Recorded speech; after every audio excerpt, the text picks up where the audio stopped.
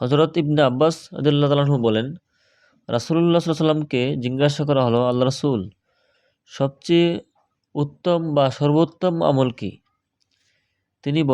নবীজি বললেন, সর্বোত্তম আমল হলো হাল মুরতাহিল। লোকেরা জিজ্ঞাসা করলো, আল্লাহ রাসূল, হাল মুরতাহিল কি? নবীজি সাল্লাল্লাহু আলাইহি ওয়াসাল্লাম বললেন, সেই কুরআনওয়ালা যে প্রথম থেকে আরম্ভ করে শেষ পর্যন্ত পৌঁছে, অর্থাৎ আলিফ লাম থেকে আরম্ভ করে সূরা নাস পর্যন্ত পৌঁছে কোরআন শরীফ খতম করে এবং কোরআন শরীফ খতম করার পর শেষ করার পর আবার শুরু থেকে পৌঁছে এবং সেখান থেকে আরম্ভ করে আবার খতম দেয়, অর্থাৎ শেষ করার পর আবার শুরুতে বসে এবং যেখানে থামে সেখান থেকে আবার সামনে অগ্রসর হয়। তিরমিজি।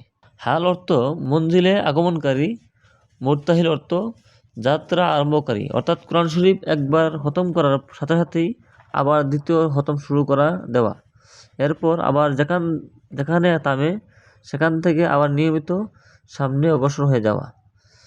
বলতে কোরআন শরীফ খতম দেওয়ার সময় খতম শেষ হলে কিন্তু কী করা, প্রথম খতম শেষ হলে সাথে সাথে আবার কোরআন শরীফ খতম আরম্ভ করা।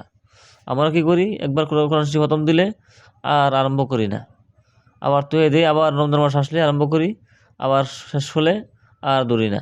আসলে এমন না, সঠিক নিয়মটা হলো কোরআন শরীফ খতম দেওয়ার সাথে সাথেই আবার আরম্ভ করে দেওয়া, এটা হলো সর্বোত্তম আমল। এই জন্য আমরা প্রত্যেকেই কোরআন শরীফ সারা বছর সবসময় কোরআন শরীফ খতম দেব।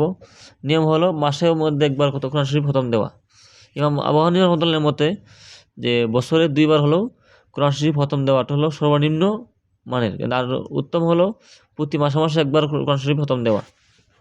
আল্লাহ রাব্বুল আলামিন আমাদের সবাইকে পবিত্র কোরআন শরীফ সারা বছর বা মাসে মাসে খতম দেওয়ার তৌফিক দান করুক, আমিন। আর এই ভিডিওটা শেয়ার করে দিবেন যাতে অন্য মুসলমান এই ভিডিওটা জানতে পারে বা অন্য মুসলমান যাতে এই আমলটা জানতে পারে।